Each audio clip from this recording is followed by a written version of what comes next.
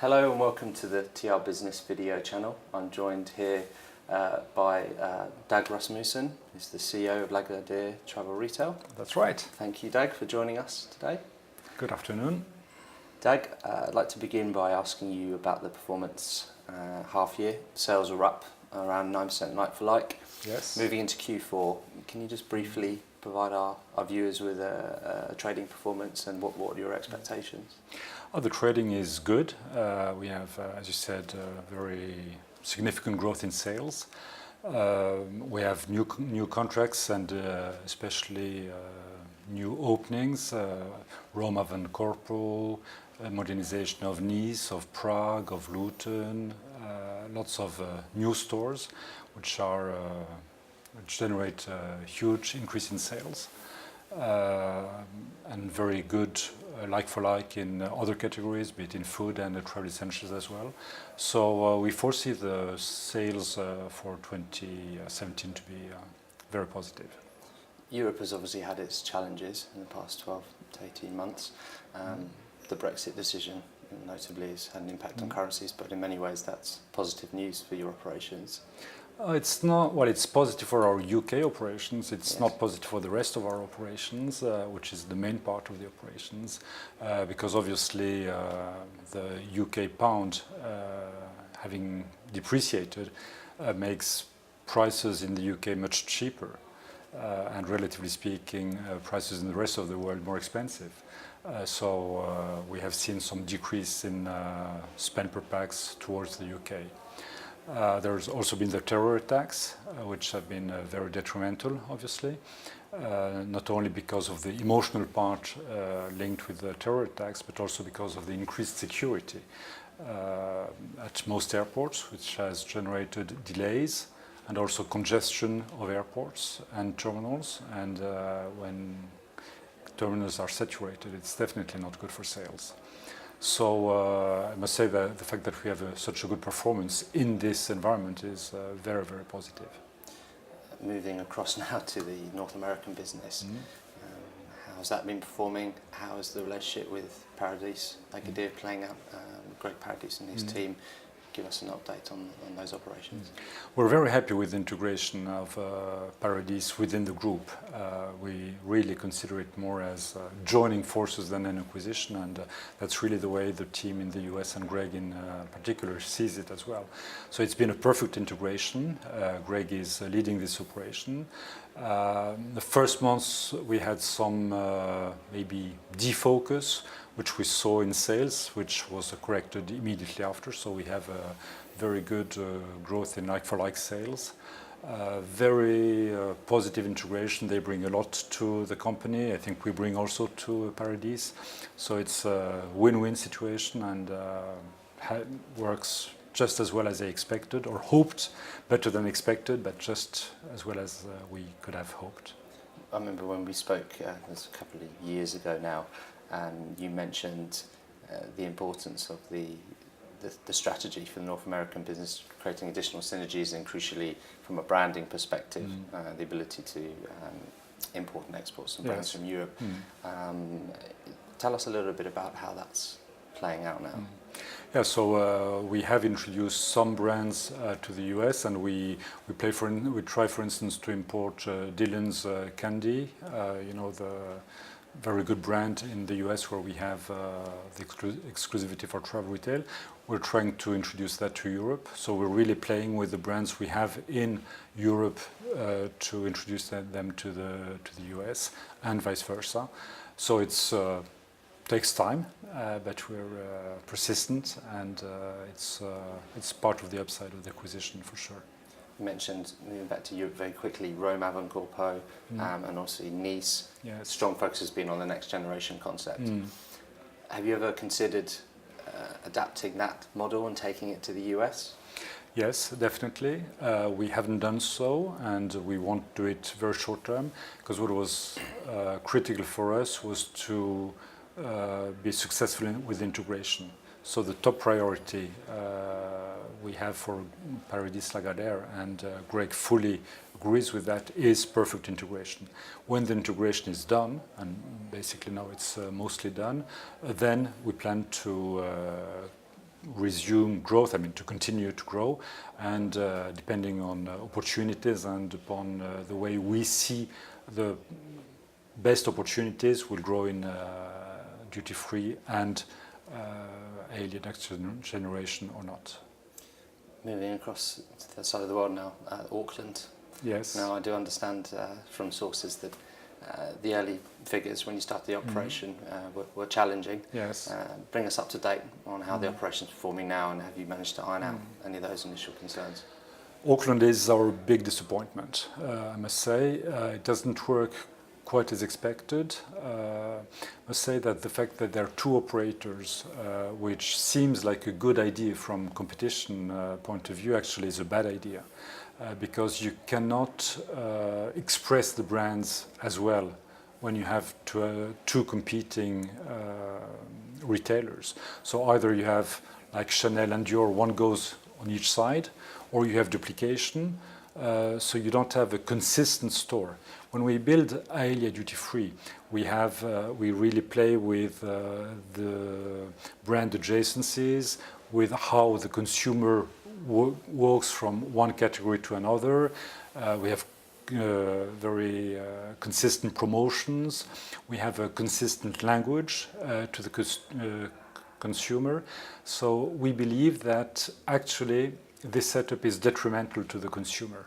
We think the consumer would be better off on all dimensions with one operator. The cost of doing business would be lower, which obviously is always good for the customer. And marketing-wise, we would be much stronger with one speech and one message, one promotional activity to the consumer and to the airport.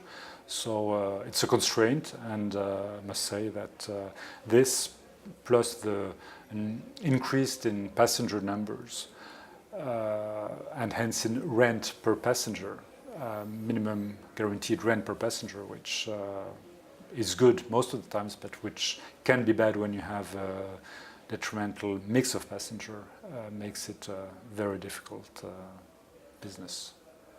I wanted to ask you about Africa. Africa. And off the back of the recent contract, yes, to Dakar, 10 years, what are the plans for the region, given there have been challenges in terms of international passenger traffic in Africa? I think we saw a decline last year. Where do you see the potential in the region to grow operations?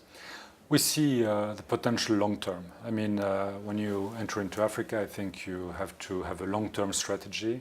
Obviously, traffic will be up and down and so on. But if you look at long term, we really believe in Africa. So we staff our Dakar operations with the objective of growing further, depending on opportunities, obviously, but growing further in the region on all segments, in duty-free and fashion, obviously, but also travel essentials. In Dakar, we'll open relay stores as well, and in food service as well. So we'll have our complete strategy for Africa, which we want to grow, and we staff our operations with that objective. Do you believe it is a market that all international operators could become involved in? Because, as you're well aware, it's dominated by local players. And what, in your opinion, is the reason why only now are we seeing more interest in the African market, duty-free? Well, why we see more interest is because I think everybody becomes conscious that Africa is the next huge potential. Problem is we don't know exactly when, but I think everybody's convinced it will be a huge potential tomorrow. And the fact that some airports are built and managed by international companies. In Dakar, it's a Turkish conglomerate, makes things different. So obviously they will want to bring international operators, and we hope to prove very quickly that it's a good choice, and that compared to existing operations we can bring much more. When we see what we managed to do with Aelia Next Generation, every time we implement it, being in Nice, duty paid or duty free, Luton, which is a low cost terminal, Rome, Avancorpo, which is the non-Schengen part, every time it's a success. It's a success because on top of all the usual brands, we bring a strong sense of place, and we create a pathway to the consumer which is very specific. So we really believe that bringing that to Dakar will make the difference and will generate something very, very positive. It seems like you're confident that you can transplant your expertise into Africa and make it a success. Europe returning again, Yes. the Russian traveller, we've obviously seen a revival Yes. there. Mm. Talk to me a little bit about the boost that has given to some of your operations. Well, the Russian travellers are welcome everywhere. They're much stronger, for instance, in Prague. In Prague, it's a very significant part of the business, and we see that uplift immediately. The Chinese are also back. I mean, it was a bit weaker last year because of terror attacks, because of several conjunctural items, but structurally as well, we think there will be some spending which will remain in China. So this is also part of the strategy we're implementing to take the Chinese customer wherever he is. I want to turn to the Middle East now. Yes. The Abu Dhabi contract. Mm-hmm. Bring us up to date with the developments there, the timings, and when can you expect to begin there? Yeah, so Abu Dhabi, when we answered the tender, the opening was planned for 7th of July 2017. Now the latest news I have is end of August 2019. So, but in the meantime, as you know, we developed Saudi Arabia. We have developed some food concepts and will grow food in Dubai. So, I mean, we're continuing in the Middle East despite the delays in Midfield Terminal Abu Dhabi.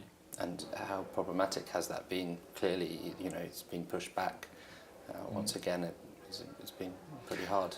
Yeah, well, it's difficult because we motivate our teams to go there. We found somebody very good to head this operation, and then we have to tell them, well, it's not July 2017, it will be September 2019. So it creates some difficulties, but I mean, that's the name of the game. I mean, we know that in such contracts, airports, there can be delays.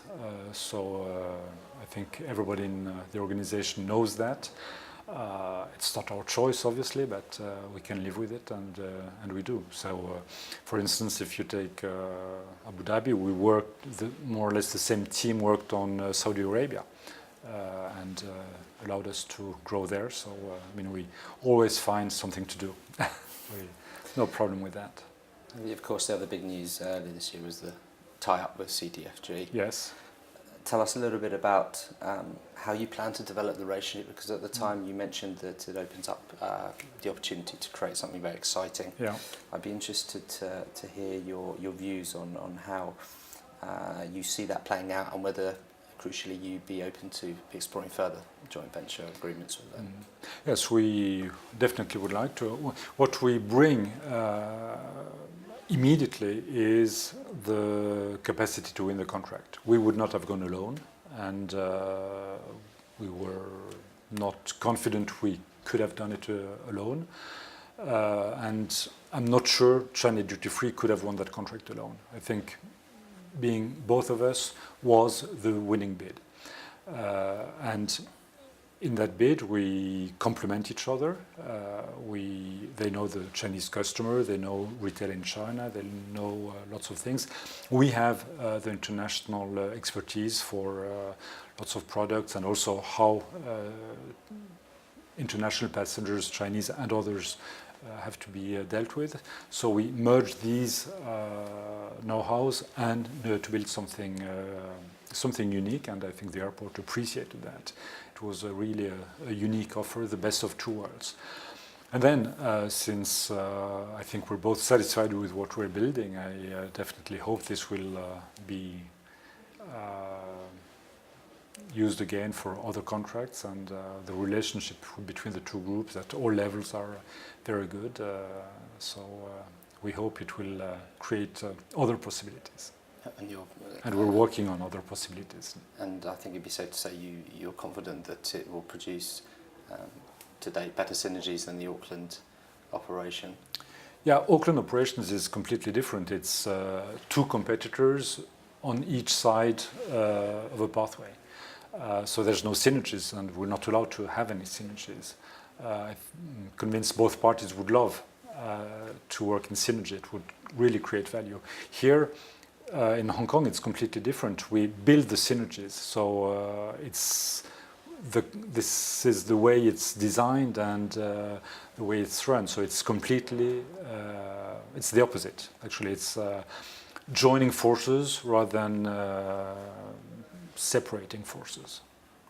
So can you share with us any news on tenders or bids you're looking to go ahead with in the coming months? No, I don't think so. I mean, there's some tenders going on, but usually we don't like to publicize too much. I mean, there's nothing huge which is public, and what is not public, obviously, I cannot comment. But there's lots of projects in all directions. So we keep the team busy, and they do a great job. And is there a final message you'd like to put out to our viewers with regards to the early part of 2018 and really sum up what your plans are? Well, we love travel retail. We think it's one of the best businesses to be in retail. We think that with e-commerce it's the most attractive segment. So we'll continue to invest in operations, in stores, in training. We think that having the best stores, differentiated, will be the winning formula for the long term for travel retail. So in 2018 and further, we'll continue to invest and grow the cake, and hopefully our share of the cake at the same time. Dag Rasmussen, thank you very much for your time today. Thank you.